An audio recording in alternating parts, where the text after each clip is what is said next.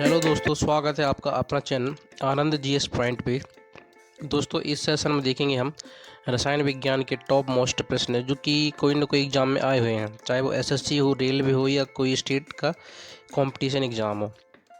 तो ये दोस्तों जो प्रश्न रहेंगे वो आपके लिए बहुत ही महत्वपूर्ण होगी, क्योंकि पिछले वर्षों में कोई ना कोई एग्ज़ाम में आए हुए हैं।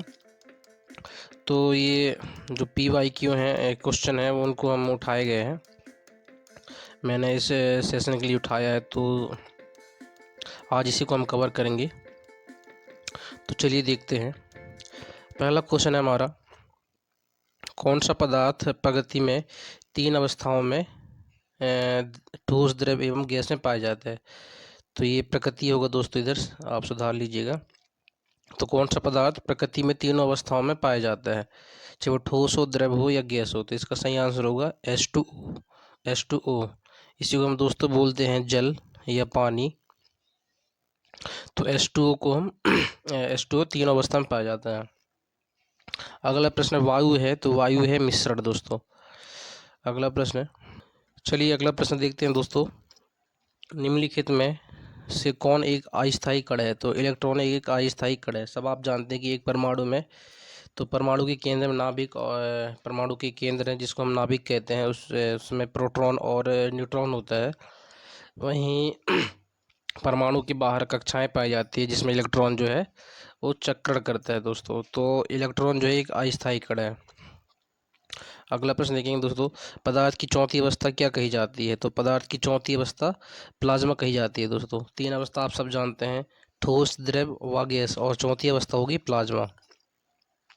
अगला प्रश्न, न्यूट्रॉन तथा प्रोटॉन की संख्याओं के योगफल को क्या कहते हैं। तो इसको हम कहते हैं दोस्तों द्रव्यमान संख्या, या किसी परमाणु का भार न्यूट्रॉन तथा प्रोटॉन की संख्याओं के योग के बराबर होता है। अगला प्रश्न देखेंगे दोस्तों, निम्नलिखित में से किसमें ऋणात्मक आवेश होता है। तो बीटा कण में ऋणात्मक आवेश होता है, वहीं अल्फा कण में धनात्मक आवेश होता है, और गामा कण में कोई भी आवेश नहीं होता। तो इस प्रश्न का सही उत्तर होगा दोस्तों बीटा कण। बीटा कण में ऋणात्मक आवेश पाया जाता है। अगला प्रश्न देखेंगे दोस्तों, गामा किरणें हैं। तो गामा किरणें जो हैं वो उच्च ऊर्जा वाली विद्युत चुंबकीय तरंगें हैं। अगला प्रश्न देखेंगे, निम्नलिखित में से किसके उत्सर्जन से संभारिक उत्पन्न होते हैं। तो बीटा किरणें के उत्पन्न होने से या उत्सर्जन होने से संभारिक उत्पन्न होते हैं। संभारिक आप सब जानते हैं दोस्तों कि समान भार वाले अलग अलग जो तत्व होते हैं हम उनको संभारिक कहते हैं। अगला प्रश्न है, एक मोल में कुल परमाणु की संख्या कितनी है। तो ये है तो दोस्तों 6.023 गुणा 10⁻23। ये एक मोल में कुल परमाणु की संख्या होती है। अगला प्रश्न देखेंगे दोस्तों, लोहे पर जंग लगना उदाहरण है। तो लोहे पर जंग लगना उदाहरण है ऑक्सीकरण का। अगला प्रश्न देखेंगे, इलेक्ट्रॉन ग्रहण करने की प्रवृत्ति क्या कहलाती है। तो ये कहलाती है दोस्तों अवकरण। इलेक्ट्रॉन ग्रहण करने की प्रवृत्ति अवकरण कहलाती है। अगला प्रश्न देखेंगे, नीले लिटमस पत्र को लाल कर देता है। तो जो नीला लिटमस पत्र होता है वो उसको लाल कर देता है, तो ये अम्ल कर देता है दोस्तों। और लाल लिटमस पत्र को नीला कर देता है, ये क्षार होता है। तो इस प्रश्न का सही उत्तर होगा अम्ल। अम्ल जो है नीले लिटमस पत्र को लाल कर देता है।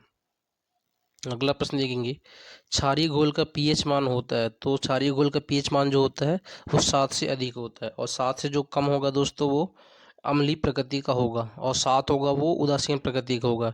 जैसा आप सब जानते हैं कि जल जो है उसका पीएच मान 7 होता है, तो वो न्यूट्रल या आवेश या उदासीन होता है, तो उसका पीएच मान 7 होता है। अतः हम 7 से अधिक वाले पीएच मान वालों के जो पदार्थ होंगे हम उनको क्षारीय पदार्थ कहेंगे। अगला प्रश्न है, एनटीपी पर 22 ग्राम कार्बन डाइऑक्साइड का आयतन होगा। तो ये होगा 22.4 लीटर दोस्तों। अगला प्रश्न है, वास्तविक गैस किन परिस्थितियों में आदर्श गैस जैसा व्यवहार करती है। तो यदि निम्न दाब हो और उच्च ताप हो तो जो वास्तविक गैसें हैं वो आदर्श गैस जैसा व्यवहार करती हैं। अगला प्रश्न देखेंगे दोस्तों, स्थिरता पर किसी गैस का आयतन कम करने पर उसका दाब क्या होता है। तो ये बढ़ता जाता है दोस्तों। यदि कोई गैस स्थिर है और उसका हम आयतन कम करना चाहते हैं तो उसका दाब जो होगा वो बढ़ाना होगा। इसका सही आंसर होगा बढ़ता है। अगला प्रश्न दोस्तों, दूध उदाहरण है, तो दूध जो उदाहरण है वो इमल्सन का उदाहरण है दोस्त को हम या मिल्क को हम इमल्सन का रूप भी कहते हैं। अगला प्रश्न होगा, शुद्ध जल का पीएच मान, तो ये होता है 7 दोस्तों। अभी जैसा मैंने बताया था कि जो शुद्ध जल होता है उसका पीएच मान 7 होता है, और 7 से यदि कम होगा तो अम्लीय प्रकृति का पदार्थ होगा, और 7 से यदि अधिक है तो वो क्षारीय प्रकृति का पदार्थ होगा। अगला प्रश्न देखेंगे दोस्तों, निम्नलिखित में से किस धातु को वायु में छोड़ देने पर उसका संक्षारण नहीं होता है, तो ये सोना है दोस्तों। जैसे विकल्प में दिया था, यदि हम सोने को खुले में छोड़ दें तो उसका संक्षारण नहीं होता। संक्षारण क्या होता है दोस्तों, यदि कोई पदार्थ को हम यदि खुली अवस्था में रख दें तो धीरे धीरे उसका संक्षारण होने लगता है, अर्थात वायु या वो नमी से क्रिया करके उसका जो रंग परिवर्तित होने लगता है। तो ये अन्य धातुओं में होता है, लेकिन सोने में ऐसा नहीं होता दोस्तों। सोना को यदि हम छोड़ भी दें तो उसका संक्षारण नहीं होगा। अगला प्रश्न देखेंगे दोस्तों, ऊष्मा शोषी प्रतिक्रिया में ऊष्मा का क्या होता है, अवशोषण होता है। सब जानते हैं दोस्तों को ऊष्मा शोषी प्रतिक्रिया में ऊष्मा का अवशोषण होता है, और ऊष्मा क्षेपी प्रतिक्रिया में ऊष्मा का उत्सर्जन होता है। दोस्तों, किसी अभिक्रिया का वेग तो क्या होता है, अभिक्रिया की प्रगति के साथ घटता जाता है। जैसे जैसे जो अभिक्रिया बढ़ेगा तो उसका वेग जो है घटता जाता है। तो जैसे जैसे प्रोडक्ट का निर्माण होगा या कोई अभिक्रिया संपन्न होगी तो उसका वो संपन्न जो गति है वो घटती जाती है। अगला प्रश्न देखेंगे दोस्तों, उत्प्रेरक वह पदार्थ जो रासायनिक अभिक्रिया के वेग को परिवर्तित करता है दोस्तों। तो परिवर्तित करने का अर्थात यहाँ कि ये बढ़ाता भी है किसी अभिक्रिया को, रासायनिक अभिक्रिया को, या घटा भी सकता है। तो उत्प्रेरक वह पदार्थ होता है जो रासायनिक अभिक्रिया के वेग को परिवर्तित करता है। अगला प्रश्न देखेंगे, प्राकृतिक गैस में मुख्यतः रहता है, तो प्राकृतिक गैस में मुख्यतः रहता है मीथेन। इसका आप फॉर्मूला लिख लीजिए दोस्तों, CH4, मीथेन को हम कहते हैं। अगला प्रश्न, गोबर गैस में मुख्यतः होता है, तो गोबर गैस में मुख्यतः होता है मीथेन। अगला प्रश्न, मेंडलीव के अनुसार तत्वों की गुण आवर्ती फलन होते हैं, तो ये परमाणु भार के होते हैं। तो जो मेंडलीव थे उन्होंने तत्वों को जो एक आवर्त सारणी में रखा था तो वो परमाणु भार के अनुसार रखा था। वहीं जो आधुनिक आवर्त सारणी है वो परमाणु क्रमांक के आधार पर रखा गया है, जिन्होंने मोसले जी ने प्रतिपादन किया था। तो चलिए अगला क्वेश्चन इसी संबंधित दोस्तों देखते हैं, आधुनिक आवर्त नियम का प्रतिपादक कौन है, तो ये मोसले है। अगला प्रश्न, पृथ्वी पर सबसे अधिक मात्रा में पाया जाने वाला तत्व है, तो ये है दोस्तों ऑक्सीजन। जैसा विकल्प में दिया था तो उसके अनुसार ऑक्सीजन था। बाकी आप सब जानते हैं दोस्तों कि नाइट्रोजन जो है प्रकृति में सबसे ज़्यादा या पृथ्वी पर सबसे ज़्यादा पाया जाता है, वायु की बात करें तो। अगला प्रश्न देखेंगे, आधुनिक आवर्त सारणी में तत्वों की वर्गीकरण का आधार है, तो ये परमाणु संख्या है, इसी को हम कहते हैं परमाणु क्रमांक। अगला प्रश्न दोस्तों, प्रत्येक आवर्त का प्रथम सदस्य होता है, तो प्रत्येक आवर्त का प्रथम सदस्य जो होता है वो एक क्षार धातु होता है। आप सब जानते हैं दोस्तों कि 7 आवर्त और 18 समूह हैं, तो जो प्रथम आवर्त का सदस्य है वो क्षार धातु होता है। अगला प्रश्न देखेंगे दोस्तों, सबसे हल्का तत्व है, तो सबसे हल्का तत्व है हाइड्रोजन, क्योंकि आप जानते हैं कि आवर्त सारणी में इसको पहले नंबर पे रखा गया है और इसका परमाणु क्रमांक 1 होता है, इसलिए ये सबसे हल्का तत्व होगा। अगला प्रश्न देखेंगे दोस्तों, सोना का लैटिन नाम क्या है, तो सोना का लैटिन नाम है ओरम। लैटिन भाषा में सोना को ओरम कहा जाता है।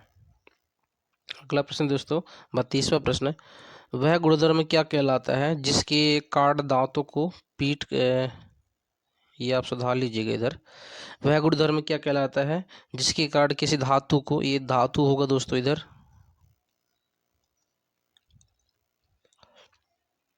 तो धातु को पीट कर पतली पत्थर बनाई जा सकती है, तो इस गुण को हम कहते हैं आघात वर्धनीयता। और यह जो गुणधर्म दोस्तों अधातुओं में नहीं होता है, ये सिर्फ धातुओं में होता है। जैसा आप सब जानते हैं कि इस ब्रह्मांड पे जो सभी पदार्थ बने वो कोई ना कोई पदार्थ से मिलकर बने होते हैं, चाहे वो आप किसी भी रूप में उसको देखें। तो इन पदार्थों में से तत्व होते हैं, तो इन पदार्थों को तत्व भी कहते हैं। तो इन तत्वों को हम 2 भागों में बांटते हैं, एक धातु और अधातु। तो धातुओं को पीट कर पतली पत्थर बनाई जा सकती है, चादर बनाई जा सकती है, तो इस गुण को हम कहते हैं आघात वर्धनीयता। अगला प्रश्न देखेंगे दोस्तों, पारे का प्रमुख अयस्क है, तो पारे का प्रमुख अयस्क है सिनेबार। पारा जिसको हम बोलते हैं दोस्तों, जो कि पारा जो कि थर्मामीटर में प्रयोग किया जाता है, तो हम उसी पारे की बात कर रहे हैं। तो पारे का जो अयस्क होता है वो सिनेबार होता है। अगला प्रश्न देखेंगे दोस्तों, रेडियम किससे प्राप्त होता है, तो रेडियम पिच ब्लेंड से प्राप्त होता है, ये भी एक धातु है दोस्तों। अगला प्रश्न देखेंगे, अयस्क से चुंबकीय अशुद्धियों को दूर करने के लिए निम्न में कौन सी विधि प्रयुक्त की जाती है, तो ये है चुंबकीय पृथक्करण विधि है दोस्तों। यदि किसी अयस्क से हम अशुद्धियाँ चुंबकीय अशुद्धियों को दूर करना है तो हमें चुंबकीय पृथक्करण विधि का प्रयोग करना होता है या करते हैं। अगला प्रश्न देखेंगे,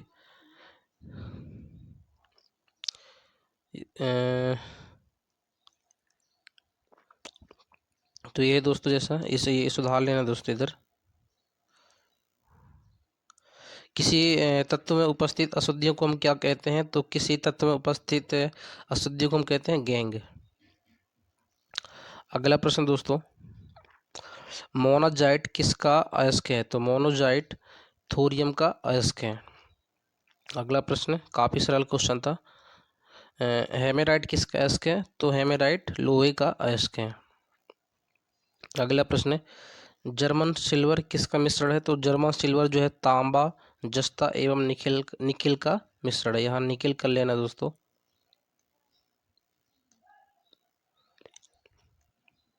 तो जो जर्मन सिल्वर है वो तांबा, जस्ता एवं निकिल का मिश्रण है, और बहुत ही इंपॉर्टेंट क्वेश्चन हर एग्जाम में आता ही आता है ऐसे क्वेश्चन जो एलॉय मेटल होते हैं। अगला प्रश्न देखेंगे दोस्तों, पीतल मिश्रण है, तो पीतल मिश्रण है तांबा और जस्ते का। अगला प्रश्न है, धोने के सोडा का रासायनिक सूत्र है, तो यह है दोस्तों Na2CO3.10H2O, सोडियम कार्बोनेट, इसको हम धोने का सोडा कहते हैं। अगला प्रश्न देखेंगे दोस्तों, डबल रोटी बनाने में प्रयोग की जाने वाली बेकिंग पाउडर क्या होता है, तो ये सोडियम बाई कार्बोनेट होता है। ये सुधार लेना आप इसको, डबल रोटी में प्रयोग की जाने वाली बेकिंग पाउडर को हम सोडियम बाई कार्बोनेट कहते हैं, NaHCO3। अगला प्रश्न देखेंगे दोस्तों,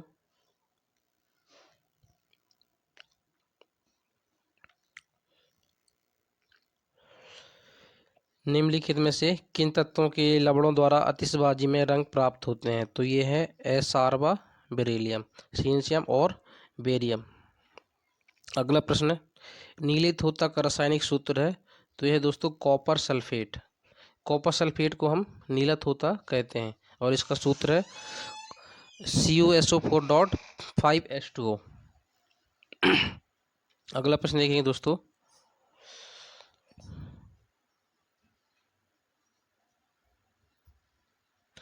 तो यहाँ ये सुधार लेना दोस्तों, ये भाई नहीं है, ये वायु है। वायु में थोड़ी देर रखने पर किसी धातु के ऊपर हरी रंग की परत जम जाती है, तो ये कौन सा धातु है, तो ये है दोस्तों तांबा। अगला प्रश्न देखेंगे, जल की स्थायी कठोरता का कारण है, तो जल की स्थायी कठोरता का कारण है कैल्शियम एवं मैग्नीशियम की बाइकार्बोनेट्स। यहाँ जल की कठोरता क्या होती है दोस्तों, ऐसे जल जो कि आसानी से जो है झाग उत्पन्न नहीं करते हैं, तो ये कठोर जल कहलाते हैं। और वहीं मृदु जल क्या होते हैं, जिनमें हम यदि वॉशिंग पाउडर मिलाएं तो वो आसानी से झाग दे देते हैं, और कपड़े धुलने में भी आसानी से होते हैं, या कपड़े के दाग को आसानी से निकालते हैं, तो मृदु जल कहलाते हैं। अगला प्रश्न देखिए दोस्तों, जल की कठोरता किस प्रकार दूर की जाती है, तो जल की कठोरता जो है जल में सोडियम कार्बोनेट डालकर उसकी कठोरता दूर की जाती है। अगला प्रश्न है, साधारण कांच किसका मिश्रण होता है, तो साधारण कांच सोडियम सिलिकेट, कैल्शियम सिलिकेट और सिलिका का मिश्रण होता है। अगला प्रश्न देखेंगे, पोर्टलैंड सीमेंट का प्रयोग सर्वप्रथम किसने किया था, तो पोर्टलैंड सीमेंट का सर्वप्रथम प्रयोग जो है वो जोसेफ ने किया था। जोसेफ एस्पिडीन। अगला प्रश्न, प्रकृति में सबसे अधिक मात्रा में पाए जाने वाला कार्बनिक यौगिक है, तो यह दोस्तों सेलुलोज। जो सेलुलोज है दोस्तों प्रकृति में सबसे ज़्यादा मात्रा में पाया जाता है। आप इसी से सेलुलोज को दोस्तों घासों के माध्यम से जानवरों में जाता है, तो वो जो घासों में या पादप जो पदार्थ होते हैं उनमें सेलुलोज पाया जाता है। और सेलुलोज के दोस्तों जो है मनुष्य आसानी से नहीं पचा सकता या कोई जीव जंतु नहीं पचा सकता, इसको केवल जानवर ही पचा सकते हैं। अगला प्रश्न देखिए दोस्तों, प्रयोगशाला में संश्लेषित किए जाने वाला प्रथम कार्बनिक यौगिक था, तो यह दोस्तों यूरिया। यूरिया को सर्वप्रथम संश्लेषित किया गया था प्रयोगशाला में।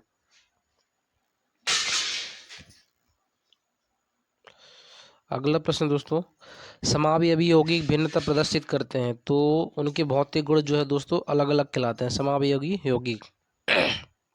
अगला प्रश्न है, पेंसिल बनाने में प्रयुक्त कार्बन है, तो पेंसिल बनाने में प्रयुक्त कार्बन है ग्रेफाइट। ग्रेफाइट का प्रयोग किया जाता है दोस्तों पेंसिल बनाने में। अगला प्रश्न है, कार के इंजन में नॉकिंग से बचने के लिए प्रयुक्त होता है, तो यह है दोस्तों इथाइल एल्कोहल। अगला प्रश्न है, पेट्रोल किसका मिश्रण है दोस्तों, तो पेट्रोल जो है हाइड्रोकार्बन का मिश्रण है। अगला प्रश्न, पैराफिन मोम किसका उत्पाद है, तो यह है पेट्रोलियम का उत्पाद है पैराफिन मोम। अगला प्रश्न देखेंगे 58वां प्रश्न, धातु में जोड़ में कौन सी गैस होती है, तो धातुओं को जोड़ने के लिए जो गैस प्रयोग की जाती है वो एसिटिलीन गैस प्रयोग की जाती है। अगला प्रश्न है, एंटीफ्रिज एक मिश्रण है, तो एंटीफ्रिज एक मिश्रण है इथाइल एल्कोहल व जल का। अगला प्रश्न है, C2H5OH यह किसका रासायनिक सूत्र है, तो दोस्तों इसको हम बोलते हैं इथाइल एल्कोहल। अगला प्रश्न देखेंगे, शराब का निर्माण किस क्रिया के परिणाम स्वरूप होता है, तो शराब का निर्माण जो है किण्वन की प्रक्रिया के द्वारा किण्वन की प्रक्रिया से प्राप्त होता है शराब। अगला प्रश्न देखेंगे, मांसपेशियों में किस तरह की एकत्रित होने से थकावट होती है, तो मांसपेशी में जो लैक्टिक अम्ल के एकत्रित होने से थकावट महसूस होती है। अगला प्रश्न है, आंसू गैस जिसको हम टीयर गैस भी कहते हैं में प्रयुक्त होता है, तो कौन सा गैस प्रयुक्त है दोस्तों, ये है क्लोरोएसिटोफिनॉन। क्लोरोएसिटोफिनॉन को हम आंसू गैस भी कहते हैं। अगला प्रश्न, फूड प्रोसेसिंग या खाद्य परिरक्षण हेतु प्रयुक्त होता है, तो फूड प्रोसेसिंग या खाद्य परीक्षण हेतु प्रयुक्त होता है, तो यह बेंजोइक अम्ल है। अगला प्रश्न है, टेफ्लॉन किसका बहुलक है, तो टेफ्लॉन बहुलक है टेट्राफ्लोरोएथीन। अगला प्रश्न देखेंगे दोस्तों, प्राकृतिक रबड़ किसका बहुलक है, तो प्राकृतिक रबड़ बहुलक होगा आइसोप्रेन का, यहाँ आप सुधार लीजिएगा आइसोप्रेन। अगला प्रश्न, बुलेट प्रूफ पदार्थ बनाने के लिए किस बहुलक का प्रयोग किया जाता है, तो यह है पॉलीकार्बोनेट्स। पॉलीकार्बोनेट्स का जो है प्रयोग किया जाता है बुलेट प्रूफ पदार्थ बनाने के लिए। अगला प्रश्न देखेंगे दोस्तों, प्राकृतिक रबड़ का वल्कनीकरण करने के लिए कौन सी विधि प्रयोग होती है, तो इसको हम गंधक के साथ गर्म करते हैं तब प्राकृतिक रबड़ का वल्कनीकरण होता है। अगला प्रश्न, निम्नलिखित में से सबसे उत्तम कोटि का कोयला है, तो यह है दोस्तों एंथ्रेसाइट। चलिए अगला प्रश्न देखते हैं दोस्तों, विस्फोटक RDX को किस नाम से जाना जाता है, तो विस्फोटक RDX को हम T4 के नाम से जानते हैं, T4। अगला प्रश्न, डायनामाइट बनाने में किस धर्म का प्रयोग किया जाता है या किस गुण का प्रयोग किया जाता है, तो यह दोस्तों नाइट्रोग्लिसरीन। अगला प्रश्न, दर्द निवारक के रूप में प्रयुक्त एस्पिरिन का रासायनिक नाम क्या है, तो दर्द निवारक के रूप में प्रयुक्त एस्पिरिन का रासायनिक नाम है एस्टिक सेमिसिलिक अम्ल। दोस्तों पेनिसिलिन की खोज किसने की थी, तो पेनिसिलिन की खोज अलेक्जेंडर फ्लेमिंग ने की थी। अगला प्रश्न, औषधि में काम आने वाली खाली संपुट या कैप्सूल जिसको हम कहते हैं किससे बने होते हैं, तो ये दोस्तों बने होते हैं मोडी के। अगला प्रश्न है दोस्तों, ड्यूटेरियम में होता है? तो ड्यूटेरियम में एक न्यूट्रॉन एवं एक प्रोटॉन होता है। अगला प्रश्न, सोना किस अम्ल में घुलता है? तो सोना जो है अम्लराज में घुलता है। आप सब जानते हैं दोस्तों, HCl का 3 अनुपात और HNO3 का 1 अनुपात, इसको यदि हम मिला दिए जाए HCl व HNO3 को हम 3:1 मिलाएं तो वो जो अम्ल बनेगा उसको अम्लराज कहते हैं, और इस अम्ल में ही सोना घुल जाता है दोस्तों। अगला प्रश्न देखेंगे, संश्लेषित रेशा है? तो संश्लेषित रेशा है रेयॉन। अगला प्रश्न देखेंगे दोस्तों, स्टेनलेस स्टील बनाने में क्या प्रयोग किया जाता है? तो स्टेनलेस स्टील बनाने में क्रोमियम और निकेल का प्रयोग किया जाता है। अगला प्रश्न, रॉकेट को चलाने में प्रयुक्त ईंधन क्या कहलाता है? तो रॉकेट को चलाने में प्रयुक्त ईंधन जो है प्रोडोदक कहलाता है। अगला प्रश्न, CNG में कार्बन का कौन सा यौगिक सर्वाधिक मात्रा में रहता है? तो ये दोस्तों मीथेन। सो जो CNG में कार्बनिक पदार्थ होता है वो मीथेन होता है। अगला प्रश्न देखेंगे, वायुयान की ट्यूब में कौन सी गैस भरी होती है? तो वायुयान की ट्यूब में हीलियम गैस भरी होती है। अगला प्रश्न, क्षारों द्वारा तेल का अपघटन क्या कहलाता है? तो ये साबुनीकरण कहलाता है। क्षारों द्वारा तेल का अपघटन साबुनीकरण कहलाएगा। अगला प्रश्न, निम्नलिखित में कौन एल्यूमिनेट और कैल्शियम सिलिकेट का मिश्रण है? तो ये सीमेंट, जो सीमेंट होता है दोस्तों जिसको हम घरों में बनाने के लिए प्रयोग किया जाता है, तो ये एल्यूमिनेट और कैल्शियम सिलिकेट से बने होते हैं, इनका मिश्रण होता है। अगला प्रश्न, लाख है? तो लाख क्या है दोस्तों? एक प्राकृतिक बहुलक है।